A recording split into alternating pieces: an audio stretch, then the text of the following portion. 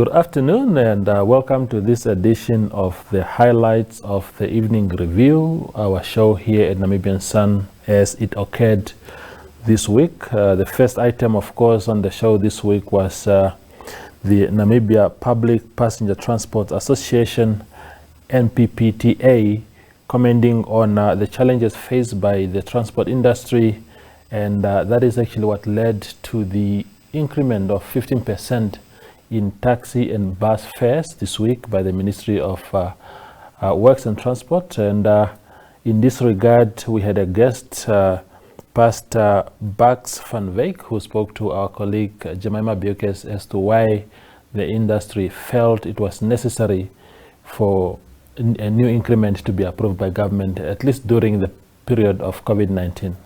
This is what they had to say. As you know, regarding the capacity, reducement of the capacity, the loading capacity, that people are losing out on their profits.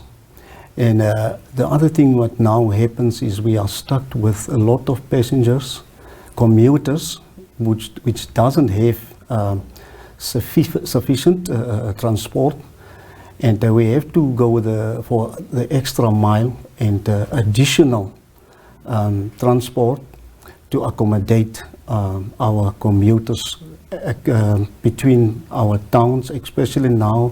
I'm talking about on Rehoboth Windhoek, Groot Windhoek, where we face now a lot of difficulties regarding our stranded passengers. But now, in the meantime, we are in talks with the Ministry of Works and Transport, which will assist us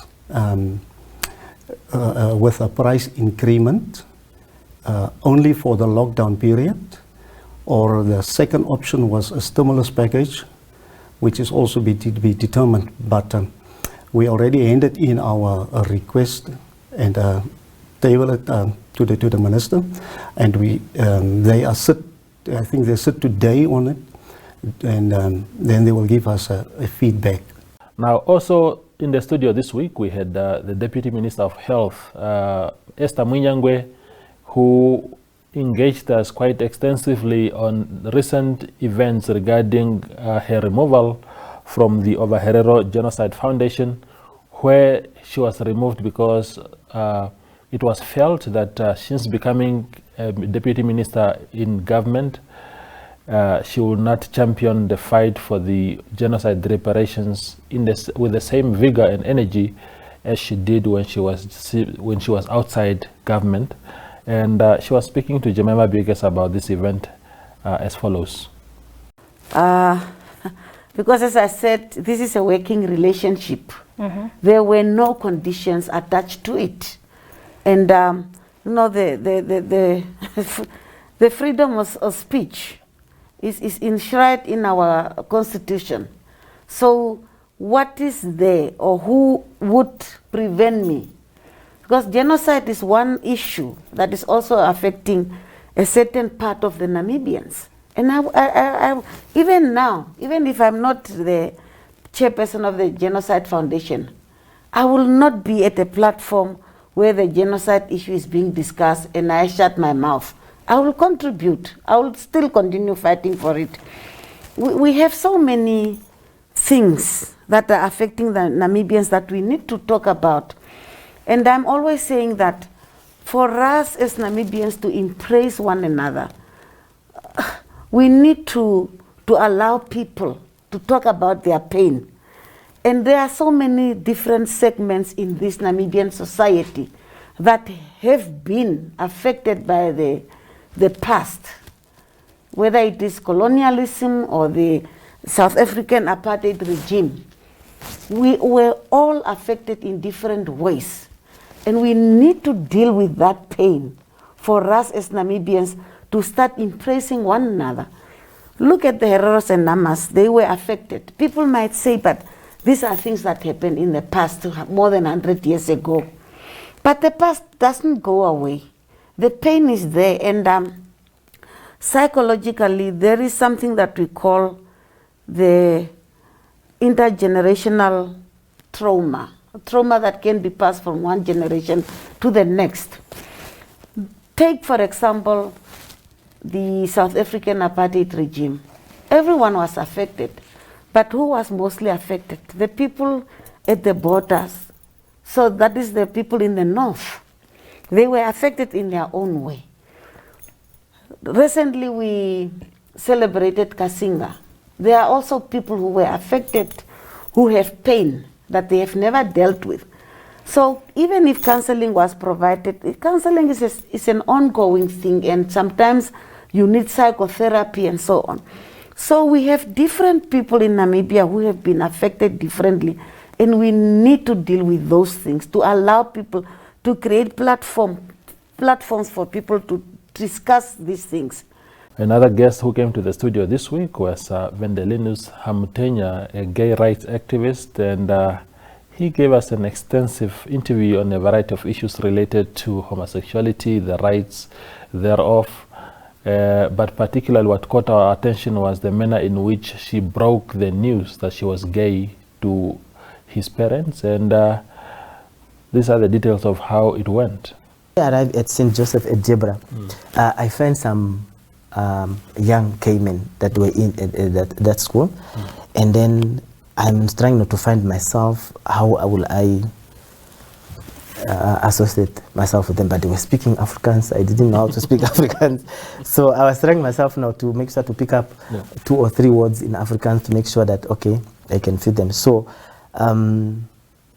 we got involved at, I think, at school, and then we was asked to bring our parent at school.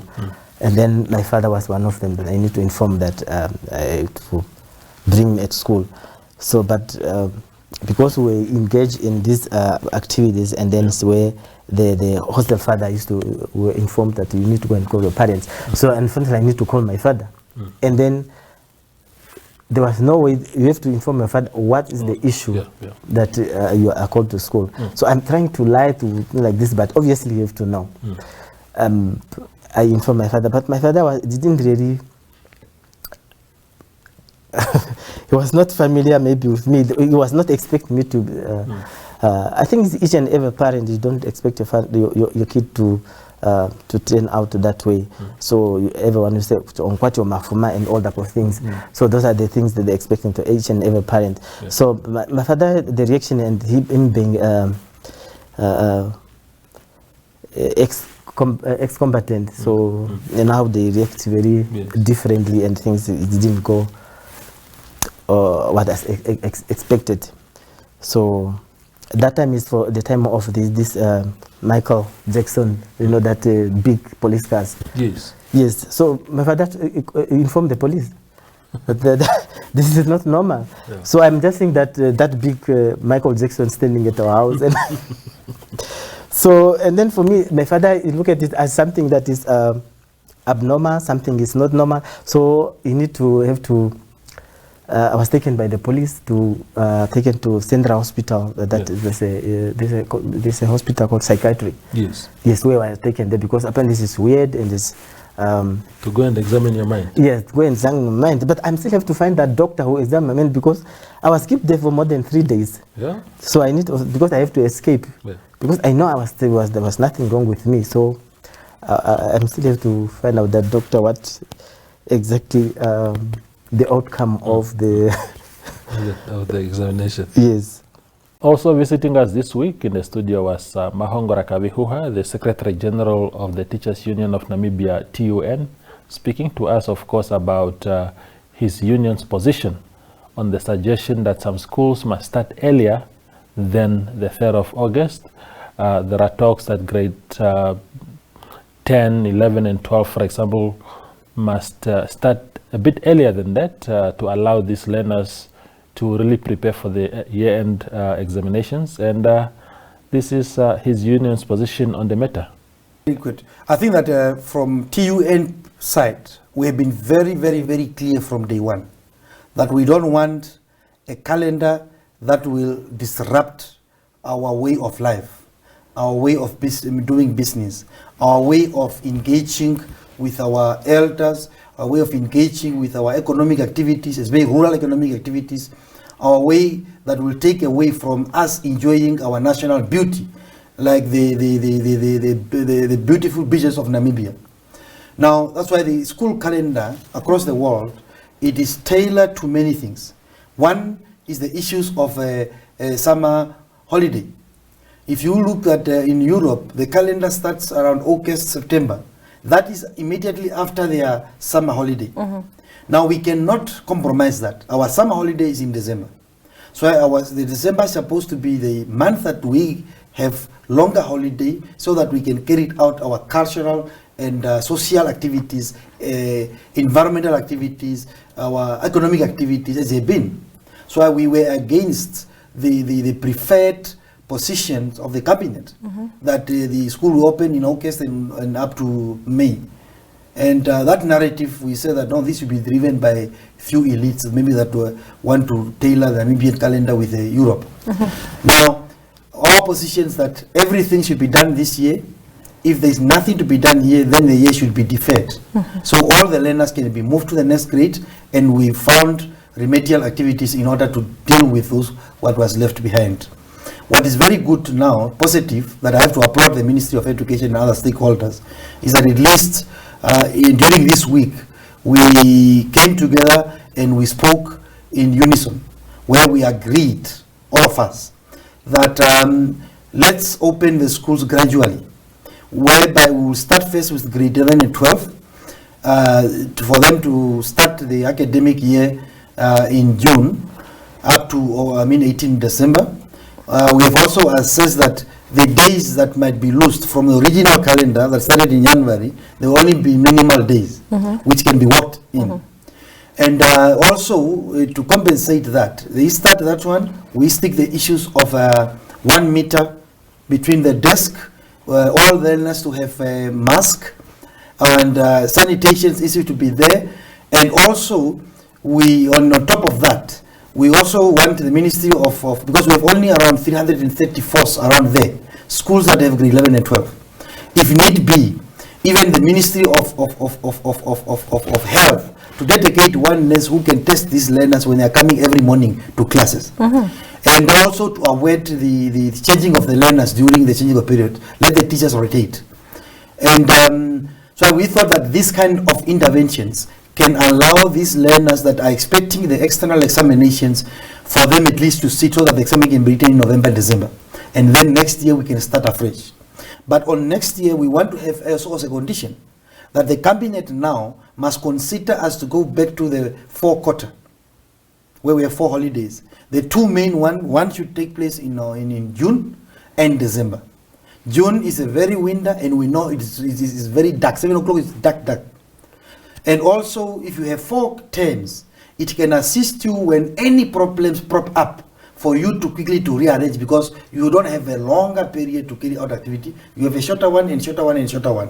So it is very good proposals that we think the cabinet should, in this case at least, be rational and consider that. And then what we're thinking is that we have grade 11 and 12 opening in June, and then grade 9 and grade 7. Why 9 and 7? Grade 7 is a transition to secondary school. Grade 9 is a transition to senior secondary school. So those are very crucial grades also. Now we want them also to resume in the same principle, where we still maintain those 1 meter grade. And how do we keep for the lost time?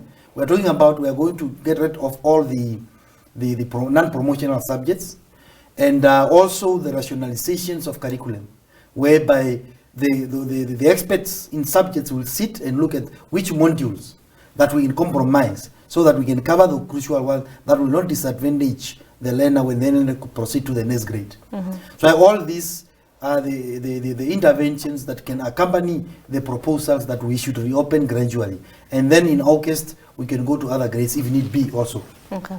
Now, Mr. Kavihuwa, you also were the head of the Trade Union Congress of Namibia, and we have seen over the last few weeks mass retrenchments, reduction of salaries. What are you saying? What is the TUCNA saying about this? Of course, I have been saying this for quite long now, even during my message of May Day, where we said that there is a misunderstanding of the regulations on labor, because the regulation does not say employers should not retrench. The regulation says whatever activity that should take place that will affect the workers, there must be a dialogue. Now, you cannot have a genuine and a fair dialogue if one party is disadvantaged in the process. You cannot go and have a dialogue with someone who is lying in bed and is having headache, and you say that I had a successful dialogue. No. Now, the workers during the period that we're talking about now, they are wounded. Now, meaning that the employer cannot easily come and say that, no, I've negotiated with the employees. No. That's why the negotiations was in a good faith, saying that during the lockdown period, no employer should retrench anyone. And in 28 days. Now, the 28 days that we're talking about is the notice day that is required currently by Section 34 of the Labour Act. That's why now it looks to us that the employers are not willing to negotiate with the employees or with the trade unions. They want the manner that they behave at the beginning of the lockout to continue, where they unilaterally, now they're just calling the workers, give them the letters, you are retrenched, take your payments, sign here.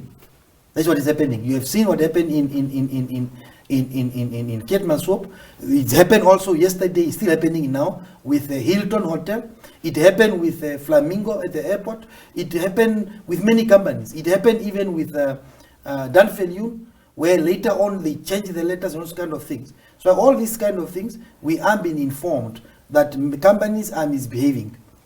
And we have embraced the issues of social dialogue to be the departure point of every engagement. And we are a constitutional democratic country where, issues should be resolved through dialogue.